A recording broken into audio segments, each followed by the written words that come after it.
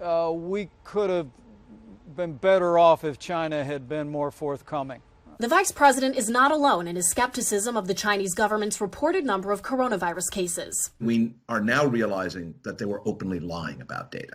As of Wednesday, China reports having fewer coronavirus deaths and infections than the U.S., despite China having had the virus months before and having a population of 1.3 billion, 4 times the size of the U.S. And that's irresponsible at best. And arguably, you're jeopardizing global response. Bloomberg also reporting Wednesday the White House received a classified report showing China concealed its actual numbers, according to 3 anonymous U.S. officials. Some believe if China had been transparent in the beginning, lives could have been saved. It wasn't until Wednesday that China began reporting asymptomatic cases, which many doctors say likely account for a large portion of overall cases. You could see where they didn't want to create a crisis.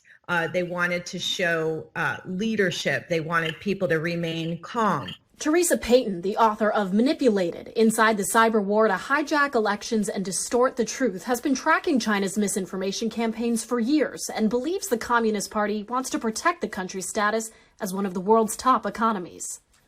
They then have a lot to gain by manipulating the rest of the world right now because they need their factories to get up and running. When the virus subsides, some are calling for an investigation into China's handling of information. So I would like to see an international body actually be welcomed into China to conduct a thorough review and investigation of the data, interview people.